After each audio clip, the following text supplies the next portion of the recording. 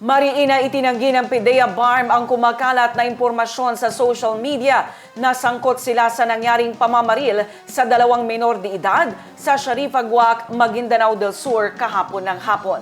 Binigyang diin ng PIDEA na wala silang kinalaman sa insidente. Idetalye mo, Jihana Ahmad. Naglabas ng opisyal na pahayag ang Philippine Drug Enforcement Agency at binagyang diin na walang kinalaman ng PIDEA BARM sa nangyaring pamamaril sa dalawang menor de edad na sakay ng kotse sa bayan ng Sharifa Guac, Maguindanao del Sur kahapon ng hapon. Nakapanayam ng IMANS Philippines ang tagapagsalita ng PIDEA BARM na si Joe Mary at narito ang pahayag ng opisyal.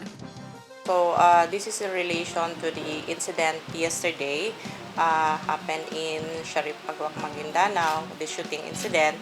And later on, it was circulated in the social media that PIDEA is involved in it.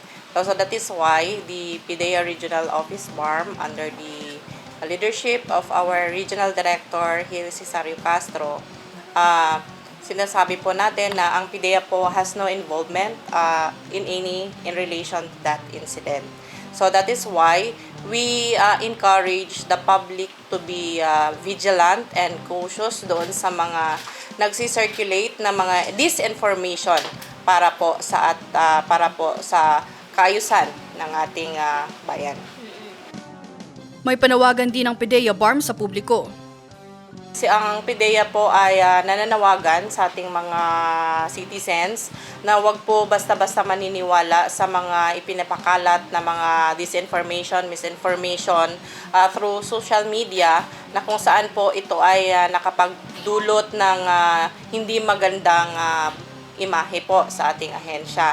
And nananawagan po kami na kung sino yung ay may kaalaman tungkol po doon sa mga individuals na nagpapakalat nitong information na to, ay wag pong magatubili na isumbong po sa ating opisina, sa ating ahensya, at may nakalagay naman po sa ating through our social media ng hotline numbers, contact number.